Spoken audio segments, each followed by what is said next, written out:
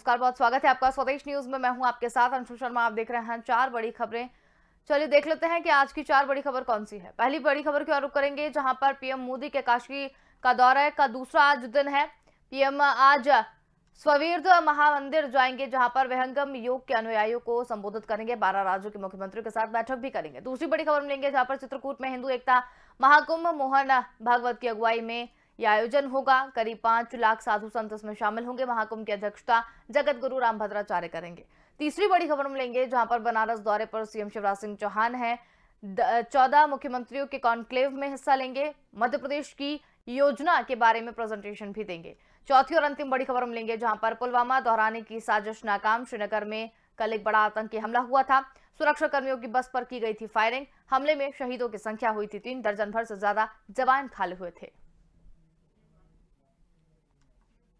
चलिए बढ़ेंगे पहली बड़ी खबर की ओर, जहां पर प्रधानमंत्री नरेंद्र मोदी अपने वाराणसी दौरे के दूसरे दिन चौबेपुर क्षेत्र में उमराह स्थित स्ववेर्द महामंदिर में विहंगम योग के 98वें वार्षिकोत्सव में शामिल होंगे। इस दौरान प्रधानमंत्री उमराह में एक जनसभा को संबोधित भी करेंगे। इससे पहले प्रधानमंत्री बनारस रेल इंजन कारखाना BLW में उत्तर प्रदेश, असम, अरुणाचल प्रदेश, गोवा, गुजरात, हरियाणा, हिमाचल प्रदेश, कर्नाटक, मध्य प्रदेश, मणिपुर, त्रिपुरा और उत्तराखंड के साथ ही बिहार और नागालैंड के उप मुख्यमंत्रियों के साथ बैठक भी करेंगे।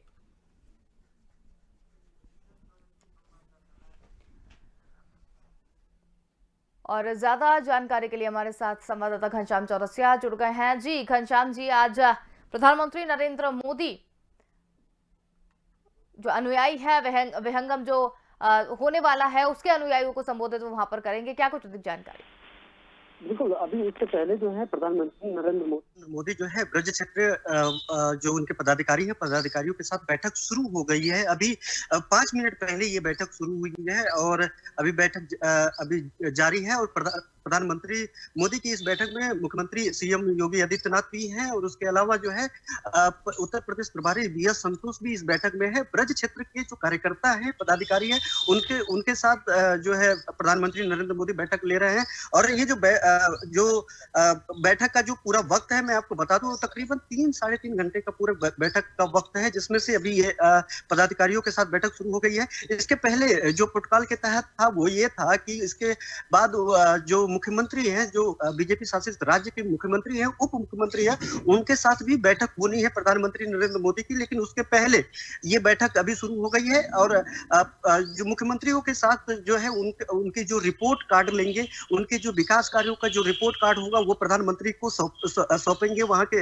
बीजेपी शासित राज्य के मुख्यमंत्री। उसके बाद जो है वो सर्ववेद महामंदिर जाएंगे, जहां पे 98वां जो है 98 वो एनिवर्सरी मनाई जाएगी। वहां पे प्रधानमंत्री शिरकत करेंगे, वहां के अनुयायियों से वो रूबरू होंगे। वहां पे एक जनसभा भी है उनका, वो जनसभा को संबोधित भी करेंगे प्रधानमंत्री नरेंद्र मोदी। अगर ओवरऑल अगर पूरी बात की जाए तो 3-4 महत्वपूर्ण प्रोग्राम है प्रधानमंत्री नरेंद्र मोदी का, जिसमें से सबसे अहम है कि आज का ये जो भारतीय जनता पार्टी के जो उत्तर प्रदेश के प्रभारी हैं, ब्रज क्षेत्र के प्रभारी हैं, जो पदाधिकारी हैं, उनके साथ बैठक, मुख्यमंत्री के साथ बैठक और उनको रिपोर्ट लेने की जो वो विकास कार्यों का जो रिपोर्ट कार्ड है वो ले रहे हैं। उनकी जैसा कि लगातार हम लोग पहले से बता रहे हैं कि जो मुख्यमंत्रियों के साथ जो प्रधानमंत्री का जो बैठक थी, जिनको उनको रिपोर्ट कार्ड लेनी थी, वो जो आज ही तय था। लेकिन उसके पहले प्रोटोकॉल को तोड़ते हुए उन्होंने कल रात में ही जो है, रात के तकरीबन 12 बजे तक वो जो है 8 बजे से लेकर के 12 बजे तक 4 घंटे तक वो मुख्यमंत्री के साथ बैठक करते रहे, क्रूज में बैठक करते रहे, गंगा की गोद में बीच में जाकर के। और ये प्रोटोकॉल में नहीं था। सबसे पहले उन्होंने राज्यपाल आनंदीबेन पटेल, उत्तर प्रदेश की राज्यपाल हैं, उनको और जो मंत्री हैं, जो उप मुख्यमंत्री हैं, उनके जो परिवारजन उस पे थे, उनको पहले उतारा गया। सुरक्षा कर्मियों को उतारा गया, उससे संबंधित सारे अधिकारियों को उसे क्रूज से उतारा गया। उसके बाद सिर्फ मुख्यमंत्री और प्रधानमंत्री थे उस क्रूज को जो है बकायदा लेकर के जाया जाएगा। काशी 80 घाट के बीचों बीच, गंगा के बीच लेकर के जाया गया।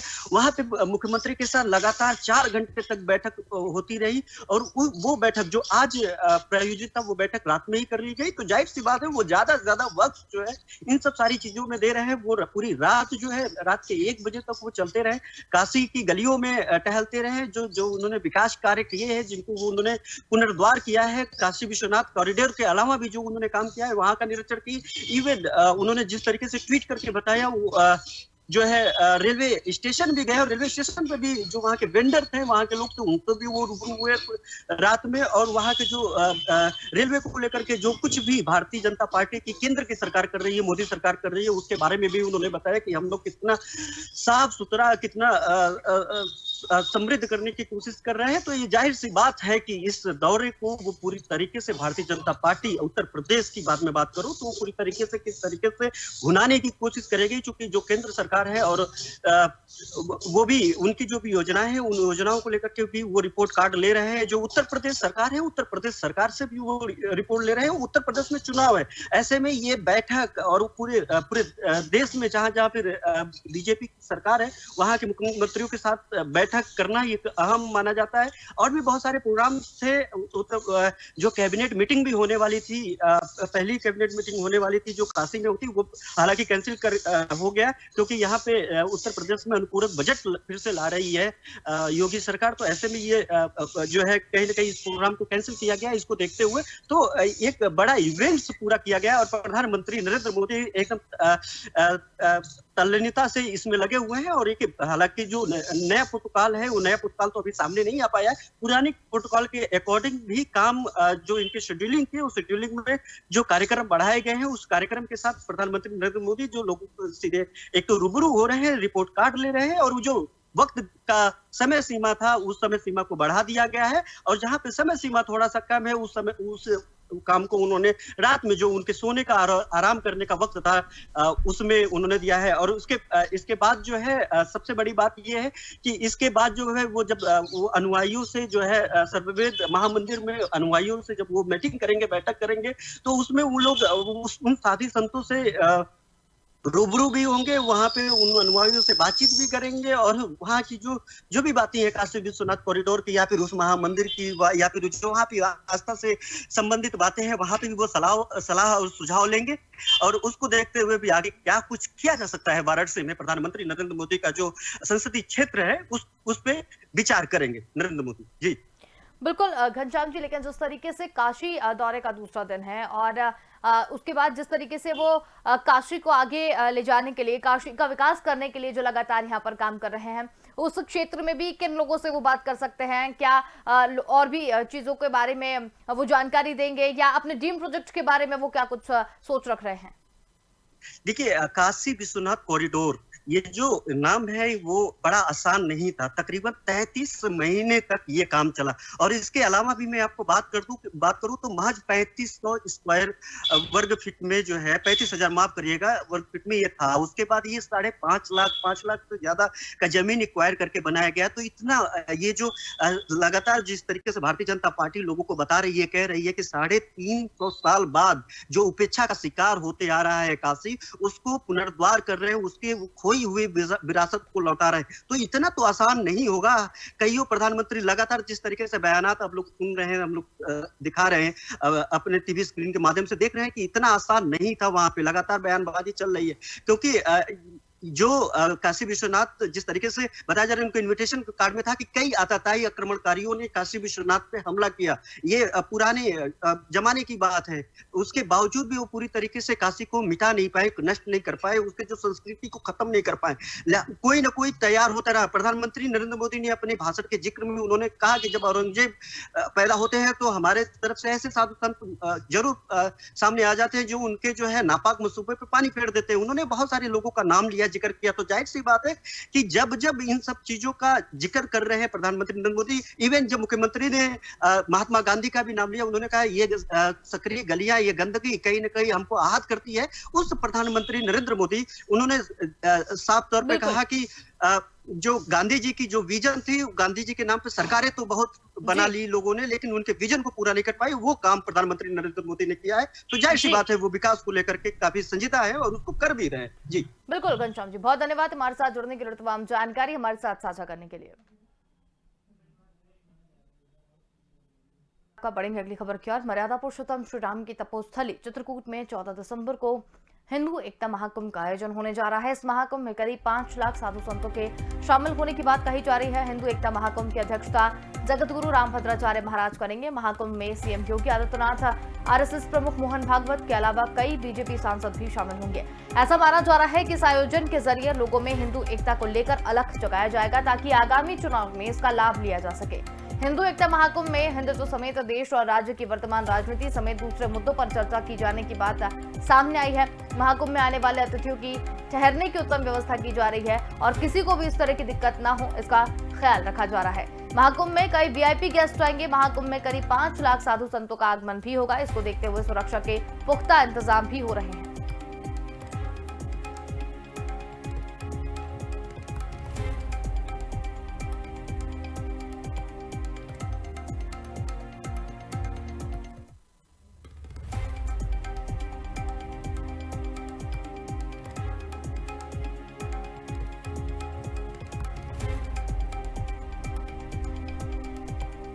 आपको बता दें कि चित्रकूट में हिंदू एकता का महाकुंभ का आयोजन किया जा रहा है और ज्यादा जानकारी के लिए पॉलिटिकल एडिटर अखिलेश वकील जी हमारे साथ यहाँ पर जुड़ गए हैं। जी अखिलेश जी, हिंदू एकता महासभा का आयोजन किया जा रहा है चित्रकूट में, क्या कुछ अधिक जानकारी?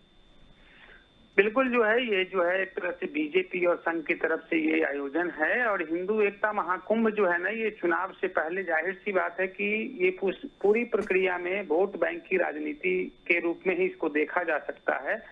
और ये कहा जा रहा है कि भगवान राम की तपोभूमि चित्रकूट रही है और सबसे बड़ी चीज इसमें है कि इसमें 5 लाख साधु संतों के जुटने की संभावना बताई जा रही है। जगत गुरु रामभद्राचार्य इसकी अध्यक्षता करेंगे और इसमें जो है जो लोग आ रहे हैं उससे आपको पता लग सकता है कि मोहन भागवत जी आ रहे हैं, सीएम योगी आ रहे हैं और दर्जन भर से ज्यादा जो है बीजेपी के सांसद और नेता भी इसमें शामिल हो रहे हैं। ऋतंभरा जी आ रही है, गुरुभूषण महाराज भी आ रहे हैं, मलुक पीठाधीश्वर के जगत गुरु भी आ रहे हैं। तो ये कुल मिलाकर जो है देखा जा रहा है कि चुनाव से पहले जिस तरह से बीजेपी की घेराबंदी हो रही है उसमें वोट बैंक को कैसे मजबूत किया जाए, उसी को लेकर ये हिंदू एकता महासभा का ये आयोजन है। और इस आयोजन में अगर जितने लोग आते हैं और जितने इलाके के लोग आते हैं उस पर नजर, सबकी नजर लगी है, विरोधी पक्षियों की भी नजर लगी हुई है।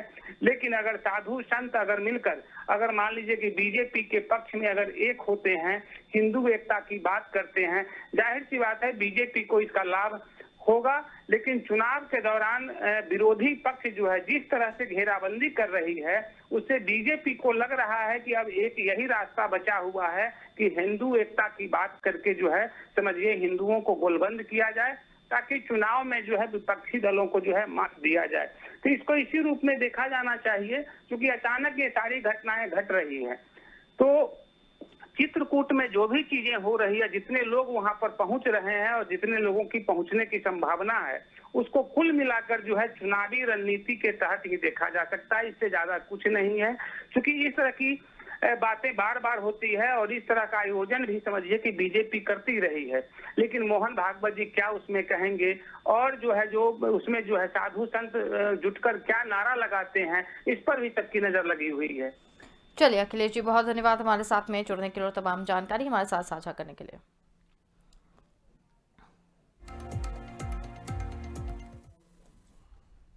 चलिए रुक करेंगे अगली खबर की ओर, जहां पर मुख्यमंत्री शिवराज सिंह चौहान सोमवार को बनारस पहुंच गए हैं। इसके साथ ही पत्नी साधना सिंह भी उनके साथ में है। शाम में मोदी जी के साथ गंगा आरती में शामिल हुए। वो मंगलवार को काशी में आयोजित 14 मुख्यमंत्री के कॉन्क्लेव में हिस्सा लेंगे और इस दौरान प्रधानमंत्री नरेंद्र मोदी बीजेपी शासित 12 राज्यों में कामकाज की समीक्षा करेंगे। मुख्यमंत्री शिवराज सिंह चौहान मध्य प्रदेश में केंद्र की योजनाओं के क्रियान्वयन और पिछले 1 साल में बनाए कानूनों का प्रेजेंटेशन देंगे। मुख्यमंत्री ये भी बताएंगे कि लव जिहाद के बारे में और सख्त कानून, मध्य प्रदेश धार्मिक स्वतंत्रता विधेयक 2020 और पत्थरबाजों पर नकेल कसने के लिए सार्वजनिक संपत्ति नुकसान निवारण कानून बनाया गया है। और इसी खबर पर अधिक जानकारी के लिए संवाददाता विवेक राणा हमारे साथ यहां पर जुड़ गए हैं। जी विवेक, आपसे जानना चाहेंगे, कॉन्क्लेव में पहुंचे हैं मध्य प्रदेश के मुख्यमंत्री शिवराज सिंह चौहान, प्रधानमंत्री नरेंद्र मोदी से बातचीत करेंगे। 14 मुख्यमंत्री वहां पर हैं और मध्य प्रदेश में किस तरीके से विकास किया गया है, क्या कुछ नए कानून लेकर आए हैं, उस बारे में जानकारी देंगे और क्या कुछ अधिक जानकारी।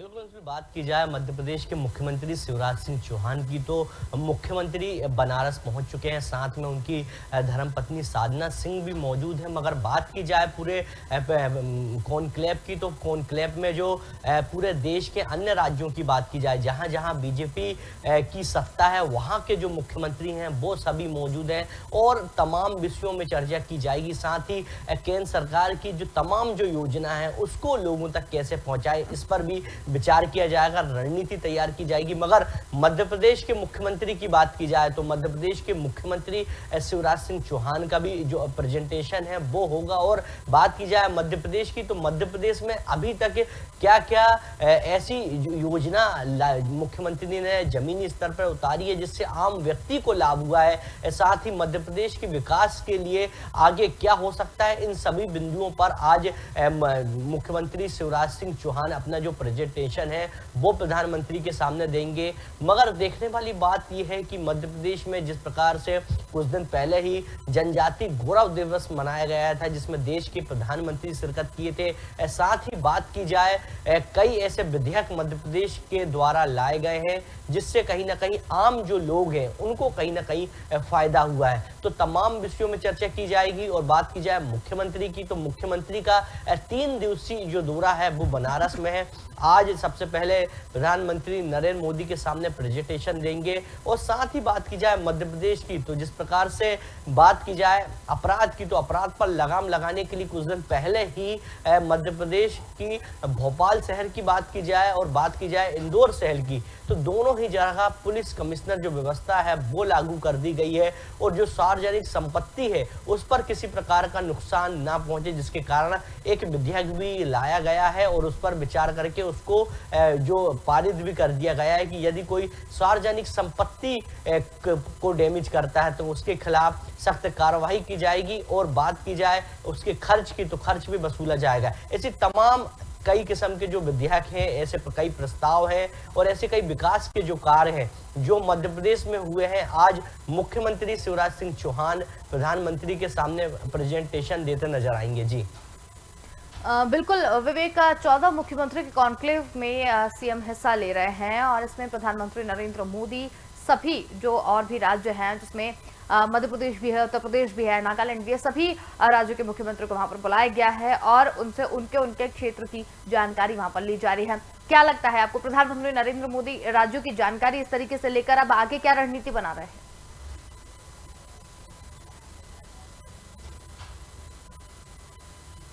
अंत बात की जाए प्रधानमंत्री नरेंद्र मोदी की, तो जिस प्रकार से अन्य राज्यों के जो मुख्यमंत्री हैं उनसे वन टू वन चर्चा करके उनके प्रदेश का हाल ले रहे हैं और आने वाले विकास कार्यों के बारे में जान रहे हैं। क्योंकि बात की जाए 5 राज्यों के चुनाव की, तो कुछ महीने बाद 5 राज्यों में चुनाव है, जिसको ध्यान में रखते हुए ये पूरी जो प्रेजेंटेशन है वो लिया जा रहा है कि किस राज्य में क्या कमी है और क्या विकास किया जा सकता है। ये तमाम विषयों पर चर्चा की जाएगी। क्योंकि बात की जाए कुछ महीनों की, तो 5 राज्यों में चुनाव है। वहीं मध्य प्रदेश की भी बात करें तो 2023 में विधानसभा चुनाव और 24 में लोकसभा चुनाव, जिसको ध्यान में रखते हुए ये जो बड़ी बैठक है, कॉन्क्लेव है, ये बड़ा महत्वपूर्ण रहेगा। जी चलिए विवेक, बहुत धन्यवाद हमारे साथ जुड़ने के लिए और तमाम जानकारी हमारे साथ साझा करने के लिए। चलिए रुक करेंगे एक और बड़ी खबर की ओर, जहां पर श्रीनगर के जेवन इलाके में पुलिस बस पर हमला कर आतंकियों की पुलवामा दौड़ाने की साजिश थी। हमले में पाकिस्तानी आतंकी के भी होने की आशंका जताई जा रही है।